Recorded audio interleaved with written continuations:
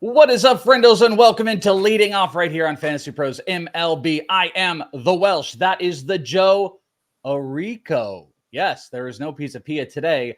And welcome into the show. Glad to see you guys on National Deadpool Wolverine Day, if you will. I'm donning my Deadpool hat. I did contemplate bringing up the horns on the hair. I think I could have done it. To be honest with you, maybe it was a Joe Piece of Pia type of show. I would have done that. But we are glad to have you guys all in. And want to remind you all to check out our friends over at bet365. Promo code leading off. $5 bet can get you $150 in bonus bets. Check them out today. It's where we love to do our betting. Bet365 promo code leading off, the sponsor of the great and powerful Leading Off. Joe Rico, what's up, buddy? Great to be on with you, my friend. How you doing? I'm doing fantastic. So everybody knows I dialed into my baseball stuff early. I'm going to give you guys all the stuff and the things, the bets. I've locked them in. And then about a couple hours after this show is airing, maybe you're listening on the podcast, checked out because I'm going to see Deadpool versus Wolverine today. I know it opens Friday, but they've got the Thursday showings. It's an afternoon one. It is literally what I have been building up to. I'm very excited. Expected to be disappointed.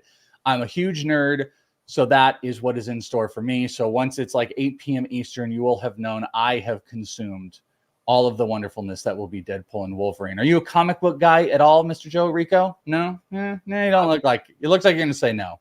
I'm not really. I'm like not really into the Marvel stuff. I'm not really a big comic book guy as a kid. I love the Chris Nolan Batman movies, but I don't think that really gives me any credit there for that. So I'm really honestly just so focused on sports these days. I don't really watch many movies anymore, TV shows. I used to be such a buff for movies and series and stuff, and now it's just all baseball all the time. I need to mix things up a little bit. Well, that's all I have. I'm literally baseball. People know I just forget everything and I can only think of baseball. It's baseball, and then it's like this. It's this consumption. And I love Secret Wars. People know they watch up here, so I'm very excited, but I'm excited to hang with you guys. I'm excited to hang with Mr. Joe Rico too. Also excited to turn around. I am in a slump right now on the betting side. So I'm going to be playing it easy. I'm going to get back to basics later in the show if you're looking for some bets. But Mr. Joe Rico, you want to get into it? Are you ready? Because I got something a little different at the top. Report came out today. Outside of, one thing I was going to say, did you see John Heyman's tweet the other day where he was being such a turd online? Did you see the tweet? You know what I'm talking about? The Jordan Lyles tweet? Yes. I quote tweeted it and I said, like, this guy's a joke. Like, I just don't even understand what the point of it is. And then he signs with the Dodgers. He's such a turd, dude. Like, I can't believe, like, it was the most passive aggressive, like, it was really in your face. It was like, hey, by the way, what he was essentially just calling him like, what a scam artist. Makes $52 million, has a negative WAR. What a dirtbag, but hey, great job. I'm only saying it because we're putting out something he said, but just what an absolute dirtbag.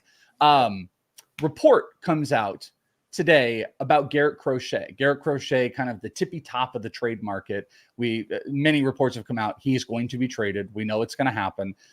But there's always been a question about, like, what is he going to look like? What is he going to look like from a trade to bullpen usage standpoint? Well, this report comes out, I guess, believe it or not, from John Heyman, that Garrett Crochet is not going to, in any capacity, whether he's a White Sox or someone else, move to the bullpen.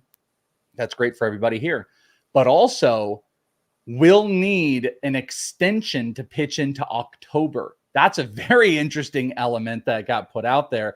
But I think at the end of the day, the biggest positive is that Garrett Crochet will only be a starter if he's traded. Plans to play through the rest of the season, and the extension talk will only make it better. So, I think fantasy owners can maybe have a little sigh of relief. I'd also throw in, Joe, like, I thought Paul Skeens going essentially 9 innings was the Pirates telling us he's good to go. Like, they had an out to let him out after 7 innings, even though it was 78 pitches and they could have saved him. They didn't. Thought that was a good sign.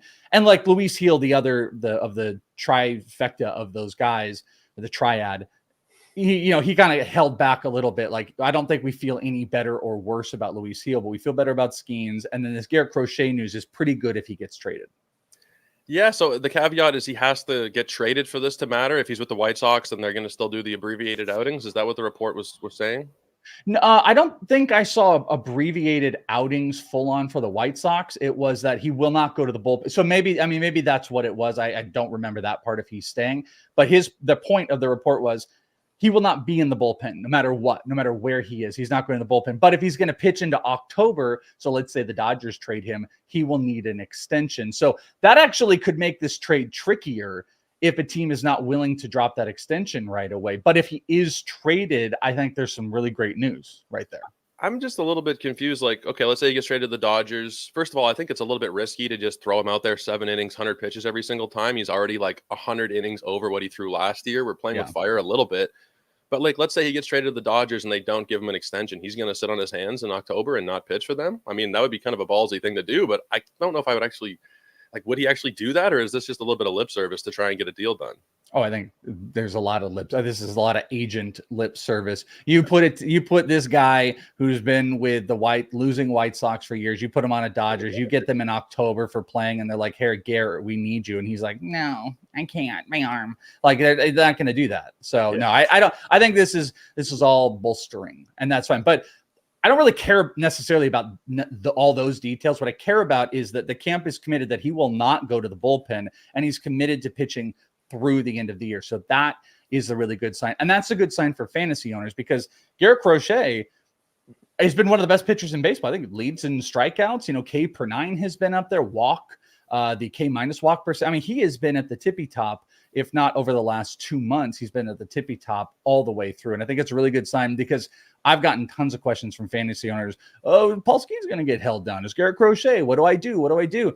At the end of the day, I think there's a lot of benefit to not even considering trading off these guys that have just been absolutely dominant across the board for fantasy because you're worried about some other stuff. Another thing to be worried about, I actually spent some time talking about this in a trade fashion on the In This League Fantasy Baseball podcast yesterday. Christian Yelich may undergo or may need season-ending back surgery after being placed on the IL earlier today. And there's an obviousness of what that does for fantasy in general. Bye-bye. You're going to put him on the IL, and he's probably done for the year. But I think this is going to push the Brewers into needing to make a trade. And let me throw this to you. This was the odd trade I had them making because we haven't seen this guy get pushed to them. But Jazz Chisholm. I think Jazz Chisholm, even though it's like a weird combo, might be a player that makes a ton of sense if they're going to lose an outfielder in Christian Yelich. They've got that division. They've got a hold. I don't know if they would feel comfortable. I mean, they do have depth, by the way. They do have like Garrett Mitchell and they've got Sal Frelick, but Jazz is controllable for years. You can get him in. Maybe they can consider him even going back into the middle infield. I think Jazz is like a really good option that Yelich is going to go down, at least for them fixing things up. Yeah, I wouldn't mind that at all. I've seen him talked about in a lot of rumors. I know the Yankees, there was something about the Yankees yesterday, how they don't want him because they don't like his personality or something. Philadelphia has been linked to him quite a bit. But Milwaukee would actually make some sense. I guess it is pretty tied to the Yelich move. They would have to do something if Yelich goes down. I wonder if there could be some kind of – now, I'm not the biggest prospect guy. I'm not sure if Milwaukee could actually do this, but pull off some kind of like Luis Robert plus a starting pitcher from the White Sox because Milwaukee is in some desperate need of pitching as well. I mean, the guys that they're rolling out there behind Freddie Peralta are a little bit iffy. So they get like a Fetty Lubob or a Crochet Lubob type of deal. That could be something that really makes sense. I don't know if they can get Crochet. I will say this. I saw a report yesterday that had linked Vladimir Guerrero to the Brewers. And I just immediately dismissed it, as I guess I've been doing a lot lately. And then when I started to look, because we did this exercise on the podcast where we took all the big named players and we theorized where they're going to go and then what the trade looks like. And by the way, somebody had put Jazz to Seattle. That's been a popular one, but we had done the Randy Arozarena, Isak Paredes going to Seattle. They need multiple help, so we didn't want to put Jazz there. And then as I was revamping myself through the Brewers system, it's not elite, but they've got depth across the board. They've got guys. They've got Jacob Mizorowski that could frontline some type of a trade. Brock Wilken, who they traded for, or they had drafted. Cooper Pratt is a guy that's way up there. And the list kind of keeps going on. Luis Lara. They've got a ton of depth. What they don't have is a ton of guys that are super close to the majors, unless they go and trade, like Sal Frelick or something in a trade, which they could. So I think a Fetty Robert one might make sense because maybe you can get away with, maybe it is, and people might cringe at this, but maybe it's a Mizorowski and like a Cooper Pratt and something else, and that might get both of those guys. But I think the point here is Yelich is going to be done. If they're talking surgery, he's going to be done, and the Brewers are going to have to go and make a move, as the Mariners need to go and make a move. Losing Luis Robert with a high ankle sprain, you're going to lose unless you're comfortable losing all the momentum. You've got to make something happen. That's why I think there might surprisingly be more 2-star trades than we've seen in any year. I remember seeing like once every trade deadline, but we might see Paredes and Rosarena go to Seattle. We might see Lubob and Fetty or Lubob and Crochet packaged together. We might see a handful of those, but I think the Brewers are going to be in a semi-desperate situation in a market that is easier to trade for hitting than it is pitching right now. But you're right. They also could use some pitching. A Fetty, Luis Robert one, as weird of a like mix as it would be, would make all the sense in the world. Yeah, absolutely. And I think Detroit's another team there that could maybe pair a couple, whether it's, Flaherty, Scooble, all that talk, but maybe they pair a Jason Foley, or maybe there's some other player that gets paired. There's potentially a lot of high-profile guys going to be moving around in the next couple days. There really is. I'm very excited to get into it. I gotta be honest with you, I'm surprised it's Thursday and we don't have any. Like, we got rumors. Aaron Savali is the big mover so far. I thought we would have had one like kind of popping up, and it was been like one little one here and then one over the weekend. There's also there's a real possibility that Tuesday could be bonkers. It might be a bonkers. Everybody might be just holding on real tight right up until that very last day, and then floodgates are just going to open for all the trade market. But brutal for fantasy owners. Christian Yelich, losing him, that is a bad blow. But there are, some assets out there that you could probably move to kind of make up for it. Lawrence Butler, I would just point out to everybody, if even available, would be the greatest turn if you lost Yelich to go and get a guy like him. His ownership is probably rocketed even a little bit more, but I don't know if he's even over 70% in really highly competitive leagues yet. Mets, they swept the Yankees. Francisco Lindor, 3 for 6 with 2 homers, 2 runs scored, 5 RBIs on Wednesday. Gerrit Cole allowed 8 hits, 6 earned runs on Wednesday, struck out 4, walked 2. I will present it to you because it's always Joe to me here. What are your thoughts on Gerrit Cole? He's been nothing if not inconsistent, where he shows off the old shades of Gerrit Cole and then rattles off one of these. Is this solely a Mets thing with Gerrit Cole? Because I know there's been a lot of people that have put out if you take away the Mets starts for Gerrit Cole, look at his numbers. Is this a Mets thing, or do you think Gerrit Cole is a top 12 starting pitcher rest of the way through? No, I'm going to fill in for Joe in more ways than one here with the Gerrit Cole hate. Another Joe who's going bald. Well, not quite there yet, but I'm trying to be, another version of Joe here today. I might get in some trouble for this, but Gerrit Cole, in my opinion, was already kind of somebody to not be that interested in before the injury. If you look at last season, he won the Cy Young Award, and everybody's probably thinking, what the hell is this guy talking about? It was his worst strikeout minus walk rate, his worst Sierras, his worst xFIPs, going back to his Pittsburgh days at age 33. Now we've got the elbow. I forget if it was inflammation or if there was some kind of strain. And now we've seen him come back and, really struggle through his 7 starts. It's a 5.4 ERA. Yes, the Mets do have some role in that, but it's still a team that you're going to have to face. You can't just remove starts to fit what you want to happen. The strikeout rate is down. The walk rate is up. I do worry about his elbow holding up after so many innings in his career. He's been a guy who's pretty consistently been 200 plus innings, and we're about 2,000 innings now under his arm.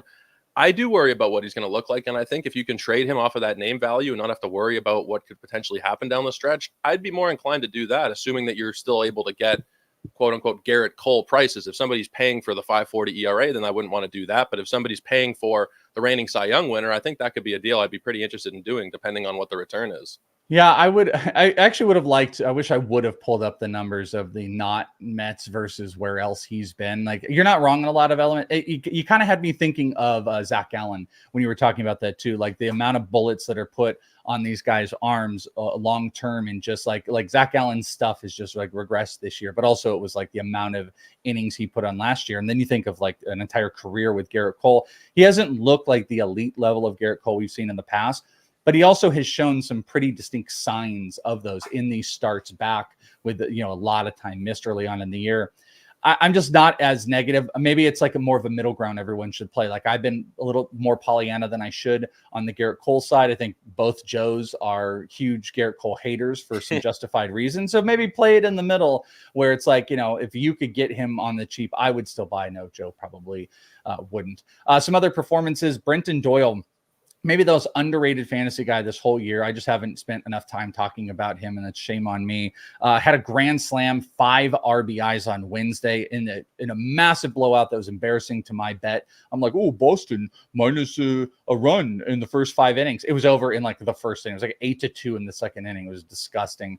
Tovar went off. We did have some Jarren Duran, which was nice. Also, Dodgers and Giants. Robbie Ray allowed 1 run, 8 strikeouts, while putting the Dodgers hitless over 5 innings. We also had Glasnow in there. Any thoughts on the Robbie Ray return? The first inning, if you just looked at the first inning and turned the game off, you probably thought Robbie Ray was just disgusting yesterday. It was an awful start. The first pitch, Ohtani hit it to the warning track, and he hit a couple batters, walked a couple guys. Like, what the hell? It looked like he was not ready at all. And then he, I think, led the day in swinging strike rate and whiffs by the end of it.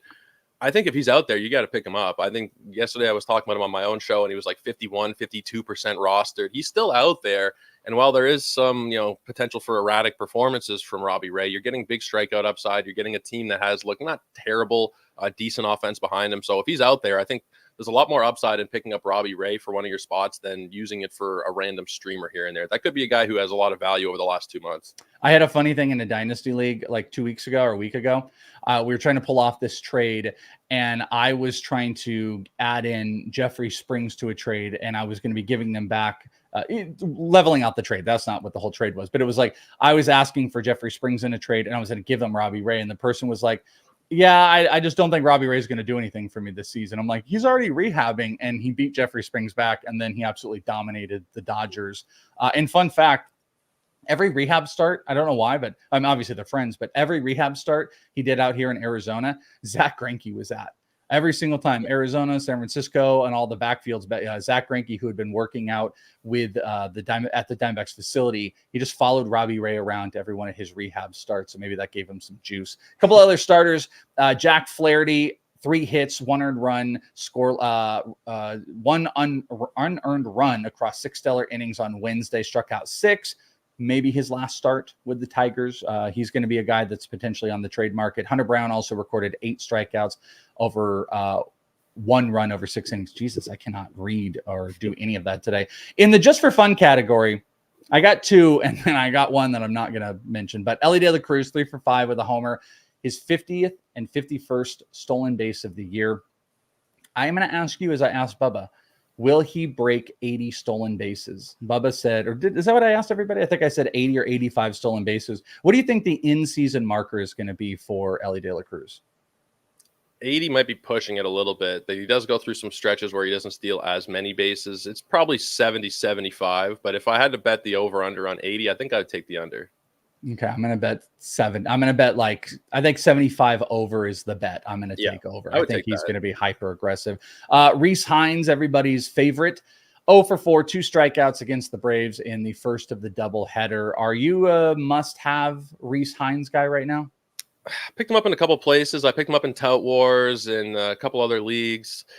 But honestly, it was just kind of hoping for the best. I knew that strikeout rate was always going to be a problem, and it's at 30%, which is actually lower than I thought it would be considering where he was in the minors, but he's not a must roster type of player. I don't think if you have the luxury to hold on and maybe see if he can figure things out, because he's a very fantasy friendly type of guy in terms of the power speed, in terms of the ballpark, but he's lost playing time. He's struggled.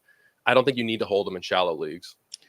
Boy. And in the just for fun segment, just want you guys to know, I want to talk about Cal Quantrill and Reese McGuire's interaction. I don't know how to do it. If Joe was here, I'd let him put his job on the line here. But just know that Cal Quantrill versus Reese McGuire in that little thing, and if you don't know what I'm talking about, go and check it out, was literally the funniest thing that I have seen the entire season. Cal Quantrill held nothing back, and he now owns property in Reese McGuire's head. That is a scary place to be, in Reese McGuire's head, my friends. It was the best, but I'm not going to do what he did. Rookie lookies. Jackson Merrill went 4 for 5, a double, a triple, 3 runs scored, an RBI as the Padres beat down the Nationals. Jackson Merrill is still vying for that Rookie of the Year spot. He's not going to get it because of Paul Skeens. I think we're at the point knowing Paul Skeens is going to go where he is. I had that bet 17-1 in the preseason. I freaking bet Jackson Merrill. I bet Jackson True. I bet those are the only 2 NL guys I bet. Both like 2 and 3 in that award, but it's just unless Skeens goes down or stops pitching, it's going to be impossible for him to not take that award. I don't know though. I don't know. Remember Strider, Mike Harris a couple of years ago? I thought it was Strider for sure. Everybody kind of thought it was going to be Strider, but Michael Harris came on late, took it from him. I think they tend to lean towards the position player more. If Skeens has a couple starts down the stretch that pushes ERA up into the low 3s, I don't think it's a done deal yet. I really don't.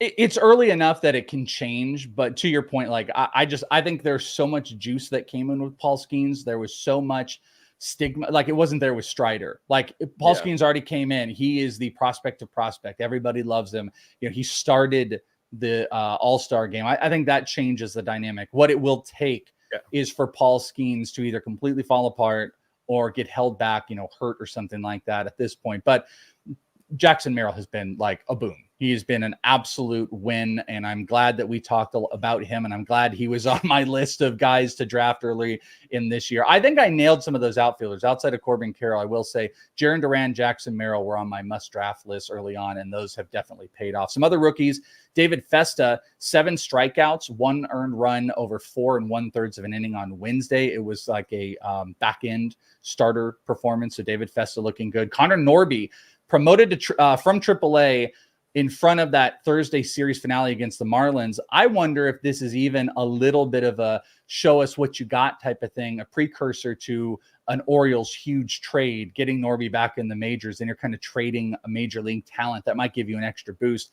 I kind of think this might be showcasing a little bit for a future trade, because I think he's got to have to be involved in it unless they don't go and trade for a big player. They got to do something. I mean, it's just ridiculous. They call up all these amazing prospects. Look at Kierstad. Kierstad, when he's been up recently, has been excellent, and he's sitting all the time. They don't have room for these guys. They got to turn it into pitching. They have to turn it into pitching. They did a good job getting Corbin Burns without really having to move off of their top tier guys, Ortiz and DL Hall. I think that was really, really smart. Now they're going to have to pay up, and I think, honestly, go get Tarik Skubal. Go trade Norby, Mayo, whatever the combination is. Go get Tarik Skubal, and hell, see if you can get Jack Flaherty in the mix as well. I know he was in Baltimore last year. Things didn't work out for him, but he's a different pitcher this season. If Baltimore had Burns, Skubal, Grayson Rodriguez, Flaherty for a playoff series with their offense, it's not game over. It's never game over, but that's putting yourself in an amazing position. I think they need to move these prospects before they come up, and because they're not all going to pan out, right? Some of these guys are going to come up and they're going to be busts. And before you have the opportunity for that to happen, get off of them and get some pitching back. I really think I outlined an ITL. I put Tarik Skubal to Baltimore. I personally do not think it's going to happen. But I also put what I think the trade could look like.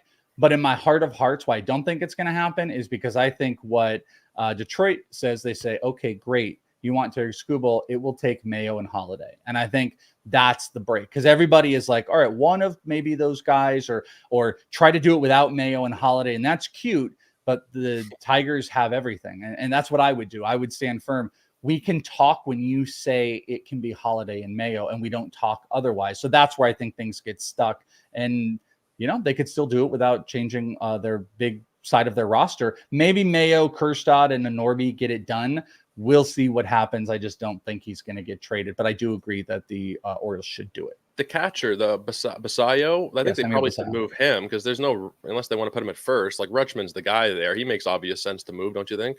Yeah, I think if it was, I think Mayo, Basayo, and then maybe Norby, and then another piece, that is a haul. There's no doubt about it. But I would be a pain in the ass if I'm the Tigers. I'm less like, hey, my phone is here, but do not call until it's Mayo and Holiday. And then just that's also like a leverage situation, because if you can get them into that where they're talking, maybe it does transfer, because it could be something where the Orioles go, okay, we'll give you Mayo and Holiday and that's it. Or you can have Mayo, Basayo, Norby, and we'll give you, maybe it's Cade Povich, or there's another pitcher out there. It could be a haul otherwise, and then that gives them leverage. So just be on the lookout for that. But I think this could be showcasing showcasing situation for Norby. Also, Brett Beatty, 4 for 5. We were talking about him yesterday. Couple homers, 3 RBIs in AAA on Tuesday. Now has an almost 1,000 OPS with a 289 batting average. And then the Dodgers option Landon Knack to AAA because it is Clayton Kershaw time. Are you optimistic about this start today? Clayton Kershaw is back going up against Logan Webb and the Giants. Would you put him out there? I put him out there. You've been stashing him for 4 months. You haven't been doing that so you could sit him in his first start back. I think you're putting him out there, unless we're talking like, I mean, honestly, even if you're playing in an 8-team league, I can't see myself benching Kershaw. It's not like he's playing a high-powered offense. If he was like in Philadelphia or playing the Orioles, maybe it'd be a little bit different. San Francisco's not bad, but I'm putting Kershaw out there, even in 10, 12, 15, whatever the format is, I'm starting him. Yeah, I think I am going to. I don't think he's going to go super deep, but I think 5 is definitely possible. Yeah. 3 up and 3 down. 3 up. Corey Seager, 4 for 5 with a homer, 3 runs scored. You guys wouldn't believe it. I should have said it so you guys do believe me, but I don't lie about this stuff. I was going to pick Corey Seager yesterday, and then I went to my guy Gunner, so stupid me. Adolis Garcia, 3 for 5 with a double, 2 RBI, and a stolen base. Let's get him back going. Nate Eovaldi allowed 2 runs while striking out 10 over 7. That may have been his last start. There have been rumors about the Rangers moving him, so be on the lookout on the Eovaldi. I just noticed all Eovaldi or Ranger guys on the up. We should have put some Rockies on there. Rocky scored a bunch of runs. Chris Bryant came back. On the down, Nick Pivetta, the worst, shellacked, 8 runs, 2 2/3 of an inning on Wednesday. Frankie Montas allowed 4 runs on 10 hits. JP Sears, 8 runs, 7 were earned over 6 on Wednesday as they lost to the Astros. Some injury news. There's a bunch of it. Tanner Bybee was removed from Wednesday's start against the Tigers after 5 innings due to cramping in the leg. I feel that. 40 years old. I get it. Josh Young going to begin a minor league rehab assignment at AA Frisco on Wednesday, so we might be next week-ish for a return on Josh Young. Eduardo Rodriguez is set to throw a simulated game on Friday. Who knows when he'll come back? You shouldn't count on him. Easy drop if you still were. Walker Buehler is going to make a minor league rehab assignment or start in AAA on Friday. So the Dodgers are getting their reinforcements back no matter what they do in the trade market. If they do or don't trade for Garrett Crochet, they're getting guys back. Clayton Kershaw, Walker Buehler. That's why they gave up on Paxton. Clark Schmidt scheduled to throw a bullpen session on Saturday. Jacob deGrom threw a 40-pitch bullpen session on Tuesday. We'll see if that ever happens. Evan Carter is going to begin a minor league rehab assignment by the end of the week. Josiah Gray had Tommy John. And the biggest, Mike Trout, will return to Los Angeles to undergo further evaluation after being pulled after 2 innings in the minor league rehab assignment in Salt Lake. It's not good. Do you have any hope for Mike Trout moving forward, Joe? I have hope. Realistically speaking, I don't think we're ever going to see Mike Trout be Mike Trout again. I put up a poll recently. Do you think Mike Trout will get to 500 home runs in his career? And it was pretty much dead split in the middle. I don't know if we're going to see him he's like 380 right now. I don't know if we're going to see him healthy enough in his later 30s to hit another 120 homers. It's pretty sad at this point, but it's like the Ken Griffey Jr. trajectory, pretty much exactly. I think he's going to get right there. I mean, it'll be close. Yeah, like, you know, he can rattle off like what could take three or 4 seasons. Might take him 5 more, 5 or 6 or something like that. It's a pretty good question, but your hopes of being able to depend on him getting smaller and getting smaller. All right, friends, those are the big fantasy updates. Let's get to it. I need to turn things around and let's see where Joe's at because Bubba killed it the other day. It's time for the best bets of the day. Oh, yeah, there you go. You did that. Yeah, me and Joe always did it together. Joe jumped over me the other day too, by the way, which is so weird. I'm like, dude, I'm not the co-host, but yes, best bets of the day. Joe Arico, myself. I've had a bad couple days. I've had some distractions off of here that I think has taken me off, so I'm going to get it simple. But Joe, let's start with you. What are you tackling on your best bets of the day today? The first one is going to be my guy, Taj Bradley. If anybody out there follows me, they know how much I love Taj. He's like the Rodney Dangerfield of the sports books. He does not get any respect. His line was set at 5.5 strikeouts or 4.5 strikeouts, 5.5 strikeouts. I took the alt line at 6+, getting it at plus 130. We're talking about one of the better strikeout pitchers in all of baseball facing a horrible Blue Jays lineup. So I think he can pretty easily get to 6. He's hitting that pretty consistently. So I think taking that at plus money is the way to go. And staying in Toronto, short slate today, not a hell of a lot of options, but I went with Chris Bassett over 1.5 walks. It's a little juiced at minus 150, but it's pretty much free money at this point. Every start, this guy's walking 2, 3, 4 batters. The command has been awful for Chris Bassitt. It's the worst this command has ever looked. Even though his performance has picked up a little bit throughout the season, that command has been just pretty atrocious. And then the last one, going back to the Dodgers and Clayton Kershaw, as much as I would start him tonight, and I do think that he'll be fine, there is a chance that he's on a bit of a pitch limit. I think it was 67 pitches in his last rehab start. So I'm taking the under 4.5 strikeouts. You're getting that at plus 100. There's a chance he gets there, but I don't see the Dodgers really pushing him so much. I think they're going to be very careful with their, maybe not their prized asset anymore, but somebody that they want to have healthy down the stretch. I don't think we're going to see Kershaw go more than 5 innings, and I think under 4.5 is a pretty solid way to go. So Taj Bradley, 6+ strikeouts, Chris Bassitt over 1.5 walks, and Clayton Kershaw under 4.5 strikeouts, all at bet365. I really like the alt strikeout line one with Taj Bradley, because the issue you have, especially with a guy like him in matchups like this, you have these low strikeout-ish teams, these teams that don't strike out a whole bunch that they're like battling against. But like Taj Bradley has been a guy that has done a decent job, whether it would be like teams like the Guardians, the Blue Jays, those are teams, even the Mets, those have been teams that you kind of want to like push back a little bit against on those big strikeout ones. But I actually like this alt because the line was so low on Bradley. So I'm really with that. I legit just went hard on money lines, full game money lines today, because I need to get back to simplicity. Like, it's funny here. Like there's this guy in this chat, in our chat, Joseph, who's trolling me about like, hey, I take Welsh's bets, but I go the other way. I've been ridiculously good for months, and but you go through these spurts. That's what's so tough about fantasy baseball or baseball betting, is like you just go boom, boom, you're great for a week, then you push off of it, but however you want to do it. But one of them, I was going to go Baltimore minus 1.5 runs through the first 5 today at plus money against the Marlins, and it kills me because they're 6-0 right now, and I didn't do it because I have talked myself off of it a little bit. So going back to basics, there's actually some really good full game money lines. I'm going Atlanta, if they don't get rained out again. I saw somebody mentioning that. Minus 112 full game money line with Chris Sale. Cleveland, that one is juiced up a little bit, but again, we're going back to basics with Gavin Williams. I'm going Cleveland full game money line, and I'm going Dodgers with Clayton Kershaw going up against the Giants and Logan Webb. That's minus 125. I took all 3 of those, not parlaying, just single played full game money lines. That's where I'm going at it. There's a couple other interesting parlays that are floating out there. I actually might join you on the Taj Bradley one. And friendos, those are the best bets of the day. If I could bring up the thing, which I can't. Here it is. Hey, look at Joe. You already shaved your head. Best bets of the day brought to you by Bet365. Again, use that promo code leading off. Home run board. Did I get the home run board up here? Yeah, let's take a look here. Let's see. Home run board right here. We've still got Joe, amazingly, is still held on. He's at the very bottom at 26.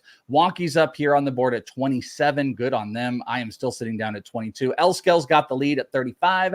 Silent Dragon at 34. I don't think we had a whole lot of changes here. Maybe we added another 30 home run person. We have 8 people with 30-plus home runs on the board. So, Mr. Joe Rico, join in the fun here. Who are you going for on the home run board today? I'm going with the new Papa Power and going Austin Riley for the Braves. I don't know. Sometimes when guys come back after having a kid, they're a little bit recharged. He's facing Luis Severino. He has been pretty solid himself. I know that he started off pretty poorly this season, but he's picked it up. I don't know. I'm a Toronto guy, and Fred VanVleet with that Raptors championship in 2019, he has the kid. He comes back, and he all of a sudden is just a superstar. That one always stuck with me. That's not the reason why I'm going with this, but I think the new dads always have a little bit extra there in the tank. So I'm going with Austin Riley against Luis Severino tonight. They're Maybe definitely not the right way to put it. I don't know if they have extra energy in the tank, but I think he's going to do well tonight against Severino. Yeah, there's just an extra oomph that's going on here. I like it. I'm going to go with Jose Ramirez. I think it's literally about to kick off here. Give me that open up over on that right field. Give me a Jose Ramirez homer.